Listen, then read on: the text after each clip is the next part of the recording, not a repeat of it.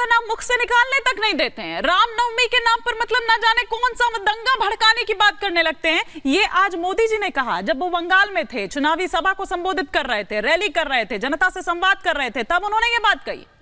जब लाखों गौ माताओं का हत्या होते हैं, जब उसी को एक्सपोर्ट करते हैं, आलेना जैसे कंपनी से भारतीय जनता पार्टी को चंदा लेते हैं, तब सनातनी लोग कहां रहता है?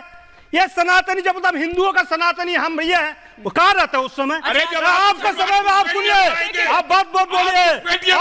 अकाल बोधन दुर्गा पूजा बंगाल में हुआ था। अकाल बोधन दुर्गा पूजा बंगाल में रावण को बात करने के लिए हुआ था। जो दुर्गा पूजा बंगाल में होता है, ये जानकारी होना चाहिए। ये जानकारी नहीं है, आपको जानकारी नहीं है तो माफी मांगिए, माफी मांगिए। बंगाल में दुर्गा पूजा होता है और 4 दिन से सबसे बड़ा त्योहार होता है। रावण को बात करने के लिए अकाल बोधन जो पूजा होता है वो दुर्गा पूजा बंगाल में हुआ है।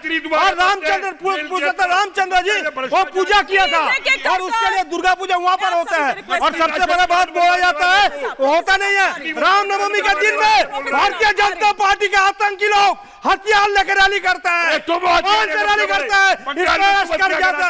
पुरुषोत्तम राम जी कहीं कहा है क्या? पुरुषोत्तम राम जी कहीं कहा है? तुम्हारी लीडर कहीं कहा है? आप रैली करो, हथियार लेके, हथियार लेके रैली करने के लिए हथियार लिया जाता है। आतंक मचाता है, पाकिस्तान बनाना चाहते हो। पंकज जैसा आतंकवादी को आप लोग टिकट देता है। आतंकवादी तुम्हारे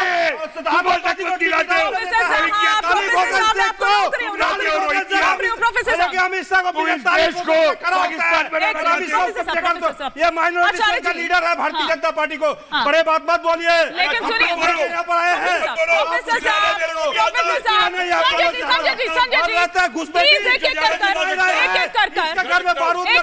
अच्छा सुनिए, एक मिनट सुनिए, एक बार शायना एनसी का रुख करती हूँ।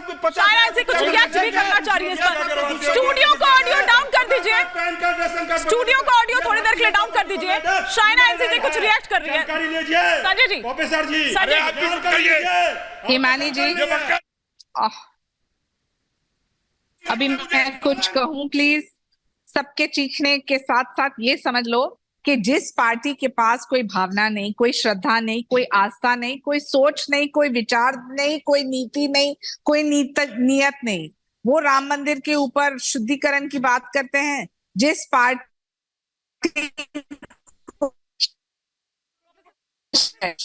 जबकि एक सेकेंड, इस तरह से नहीं चल पाएगा। देखिए एक सेकंड, संजय जी,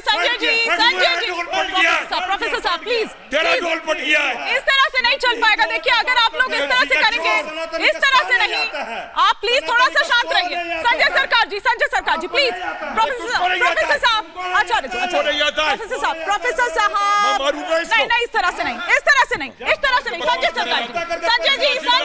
संजय जी, प्रोफेसर साहब, इस तरह से नहीं चल पाएगा। मुझे ब्रेक लेना पड़ेगा, अब आप थोड़ा शांत रहिए।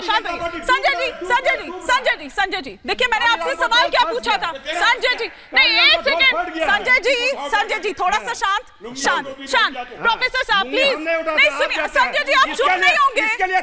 संजय जी इधर दे दीजिए। संजय जी, अरे संजय जी कुछ कह रहे हैं मुझसे। खड़ा होता है प्रोफेसर साहब देखिए अगर ऐसे चलेगा ब्रेक लेना पड़ेगा।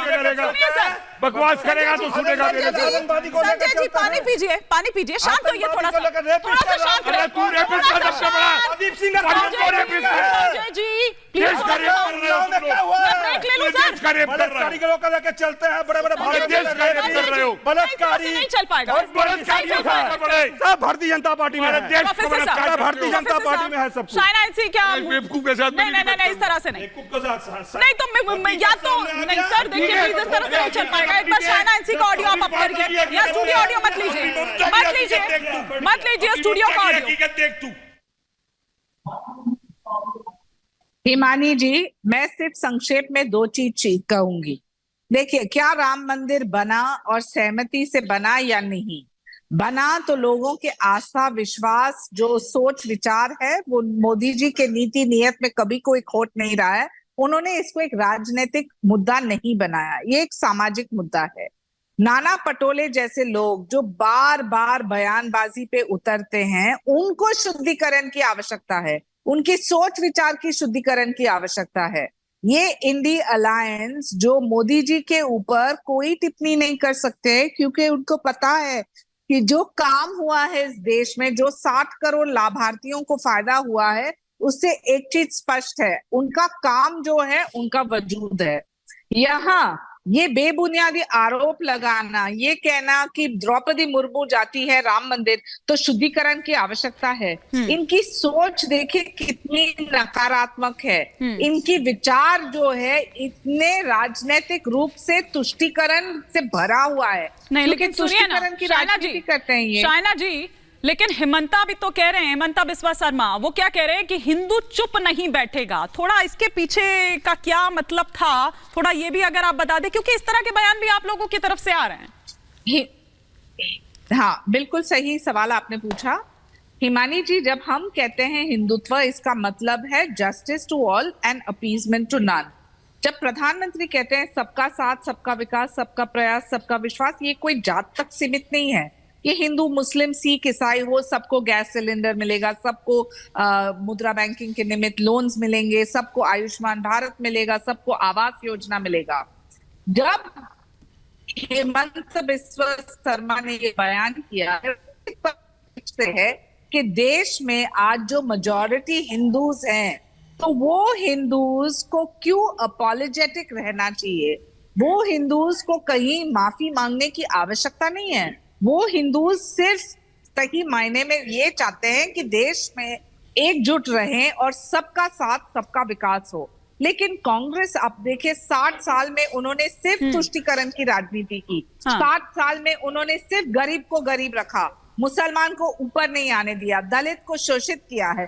कहीं आत्मनिर्भरता की बात नहीं है, कहीं शिक्षा की बात नहीं है, कहीं सुरक्षा की बात नहीं है। तो मैं ये पूछना चाहती हूँ आपको, ये इलेक्शन का ही सवाल नहीं है। जब नाना पटोले जैसे लोग कहते हैं कि राम मंदिर में शुद्धिकरण, ठीक है, आपके ऑडियो में कुछ प्रॉब्लम आ रही है, मैं लौटूंगी। ऑडियो में कुछ प्रॉब्लम आ रही है, बार बार फ्रीज भी हो रहा है आपका फ्रेम। लेकिन मिश्रा जी, मैं थोड़ा ये भी समझना चाह रही हूँ, क्योंकि उधर योगी जी भी ये कह रहे हैं कि ये जो चुनाव है वो राम भक्त वर्सेस राम विद्रोही जो हैं उनमें हो गया है, रामद्रोही जो है उनमें हो गया है। क्या वाकई ये चुनाव अब रामद्रोही वर्सेस राम भक्तों वाला हो गया है? तो फिर ये क्या है? कितनी छोटी बात कर रहे हैं भारतीय जनता पार्टी के समर्थक। भारतीय जनता पार्टी जो 1980 में बनी है, राम भक्त, राम सदियों से हैं, हजारों सालों से हैं। क्या वो लोग राम भक्त नहीं थे, या राम के राम के विचारधारा वाले नहीं थे जो आजादी में अपनी जान दे दिए? राम ही केवल नाम धारा सुमिर सुमिर में उतर नहीं पा रहा। राम का केवल नाम काफी होता है, और आपने राम को अपना कॉपीराइट बना लिया। भारतीय जनता पार्टी कौन होती है हिंदुओं का?